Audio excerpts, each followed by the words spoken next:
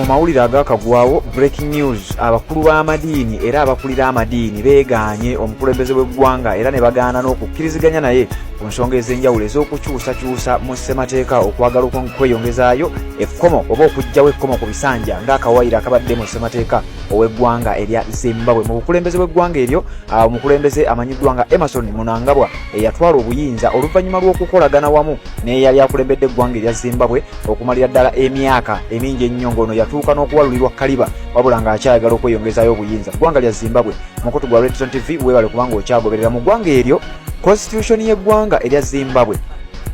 okufaananako n'ey'eggwanga erya Uganda wabaddewo akawaayiro era nga kano akawaayiro kakyusibwa oluvannyuma lw'okuvaawo kw'omukulembeze w'eggwanga erya Zimbabwe amanyiddwa nga Robert Mugabe era oluvannyuma eyali vice president we amanyiddwa nga Emmerson Mnangagwa nga bwe ngenda okuwa obimu ku bimukwatako yakwata obuyinza ng'abujja ku mukama we oluvannyuma lw'ekye bayita coup d'etat oba okuwamba obuyinza obwali mu ggwanga erya Zimbabwe oluvannyuma lwa nnamungi w'omuntu eyali yeekalakaasa ng'alaga obutali bumativu eri obukulembeze bwa musajja mukulu Robert Mugabe eyali akulembera eggwanga eryo. Kakati we twogerera wabaddewo olukwe era nga boolaba mu mawanga agamu bwe bakola omukulembeze w'eggwanga eryo amanyiddwa nga Emmerson Mnangagwa yagezezzaako okukola ekisoboka okweyambisa paalamenti mu ggwanga erya Zimbabwe abeere ng'akyusakyusa ssemateeka w'eggwanga eryo.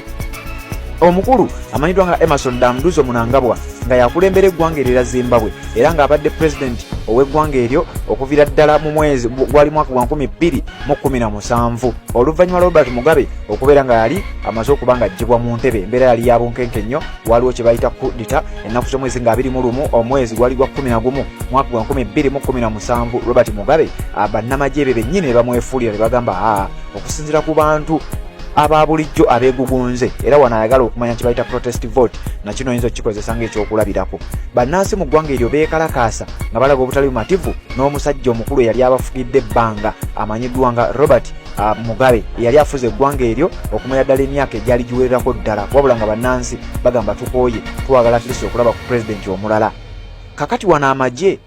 geekumaakuma ne gawamba obuyinza era Robert Mugabe ne baba nga bamujja mu ntebe olwo yali vice president we Emmerson Damduzo Mnangagwa ne bakwata obuyinza ne babumuddiza ono nga yamala ebbanga lyonna ng'akola nga vice president era ng'ennaku z'omwezi 24 nga wakayita ennaku 3 24 Ogw'ekumi ono yalayizibwa n'aba nga yafuuka pulezidenti omujjuvu mu ggwanga erya Zimbabwe. Okulonda okwaddako waliwo mu mwaka gwa 2023 ennaku z'omwezi nga 24 mwezi gwa 8 2023 ne baddamu ne bamulonda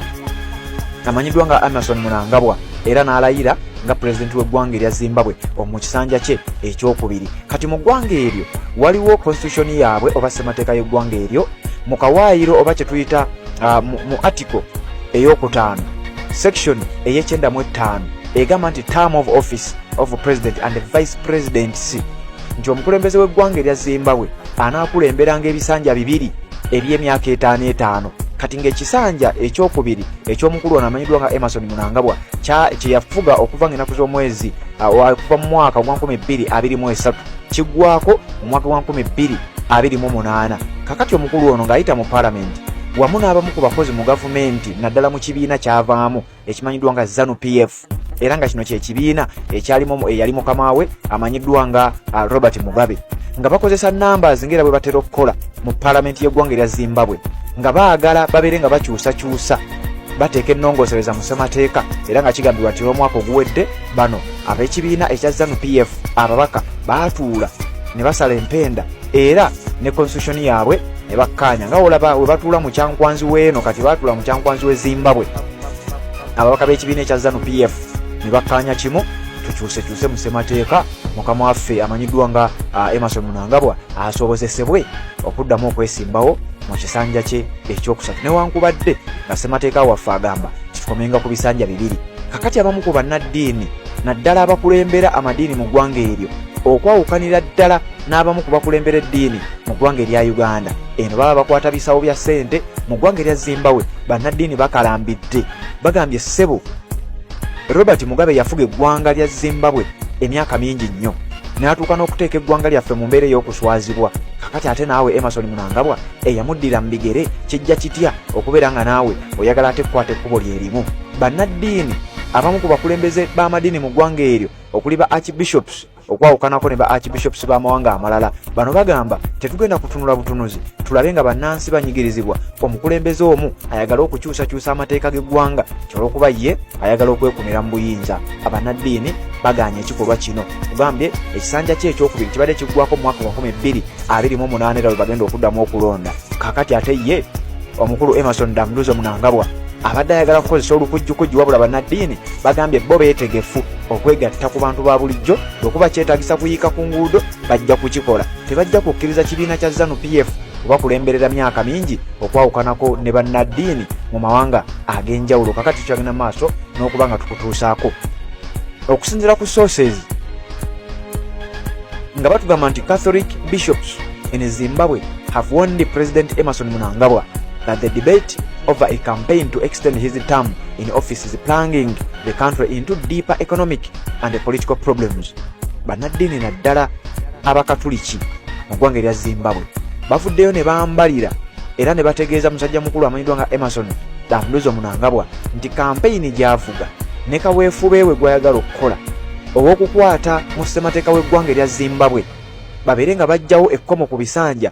eryateekebwawo ng'akabonero akazza enfuga ya ssemateeka mu ggwanga erya Zimbabwe. Ne bamutegeeza nti ogezaako kuddamu kuteeka ggwanga lyaffe mu mbeera embi ey'ebyenfuna n'embeera embi ey'ebyobufuzi, economic and political problems. Bino nga bwe biri oba nga bwe byali wansi w'obukulembeze bwa musajja mukulu amanyiddwa nga Robert Mugabe, naye nkugambye obutafaanaganako nga bannaddiini mu mawanga amalala nga bagamba in a scathing pastoral letter the influential Zimbabwe Catholic Bishops Conference ZCBC said the Southern African country was doomed if the government failed to arrest rampant corruption and stopped talk about extending the president's term of office. Bannaddiini nga begattira mu kibiina kino ekigambo abali mu ddiini ey'Okukatuliki Zimbabwe Catholic Bishops Conference ZCBC begattira mu kibiina ekyo bagamba nti gavumenti bweba yalemererwa okukwata abali b'enguzi, bweba yalemererwa okulwanyisa obuli bw'enguzi mu ggwanga lino, ate tetwagala babeere n'amboozi yonna gye beeyogeza ekwatagana ku kwongezaayo ebisanja by'omukulembeze w'eggwanga byalina okukomako.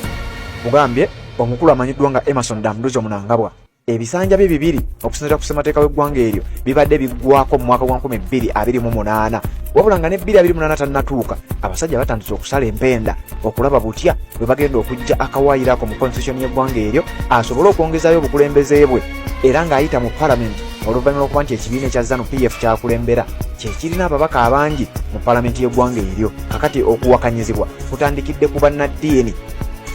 bagamba tetugenda kukkiriza ggwanga lyaffe ligende mu bizibu ebyenfuna n'ebizibu eby'obufuzi kubanga bwe tumanyi bino ebiddako byebigenda okuleetera bannansi okuyiika ku nguudo eggwanga lyaffe lidobonkane. Bannaddiini basimbye Nakakongo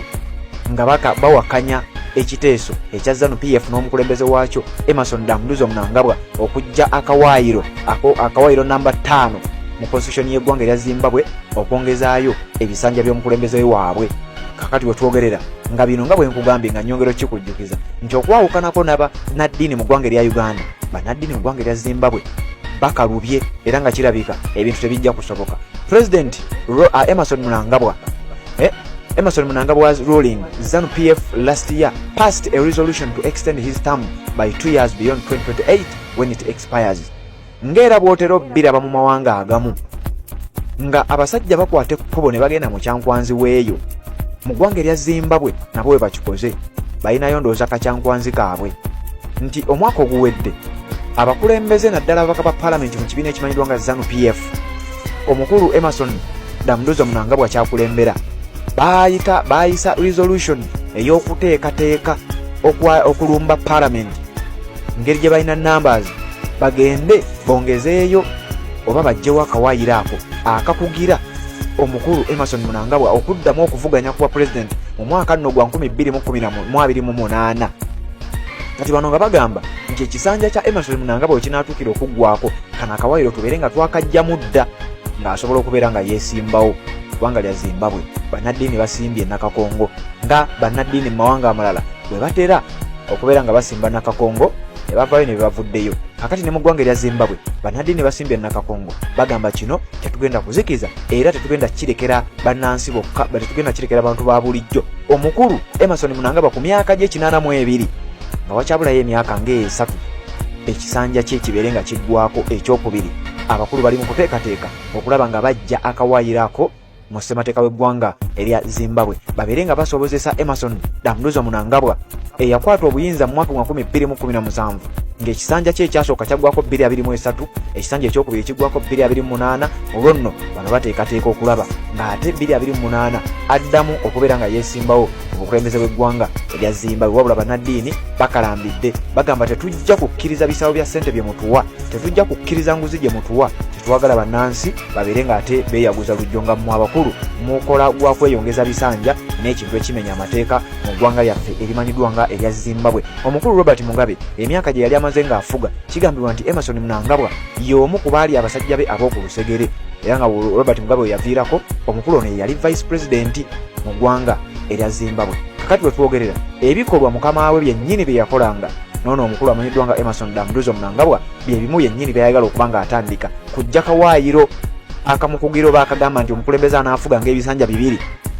mu ssemateeka g'eggwanga lyabwe. Kakati abakulu bali mu nteekateeka wabula bannaddiini bakalambidde bagaa tetujja kubikkiriza era ekyo kikafuuwe kigende gye mwagala kibeere wabula wano mu ggwanga lya Zimbabwe tetugenda kubeera nga tukikkiriza. Ngazi obufumbo olina omwami naye ng'akutawaanya, olina omukyala ng'akutawaanya, bajja ne bakwagalako ne bagenda. Gwe alina ebizibu mu byenfuna nga ssente zikuyita mu ngalo, wooteeka ssente zifa bufi b'owola tebazza. Gwe aloota ng'ogwa mu nnyanja, gwe alumizibwa omutwe nga guganja okuwona, naawe aloota ng'ebintu bikozesa ensonga z'obufumbo. Nina ekifo ku mugga awali amayinja wennyambulirako ebisiraani, ekikwa, ekifiiriza, omudibo, obutaganja, obutaweebwa. Nzijanjaba abantu ab'enzikiriza zonna, nsiŋŋaanibwa njeru ku lw'ejjinja. Gwanjagala kuba ku nnamba yange eyo, naawe ali ewala ennyo yita ku WhatsApp.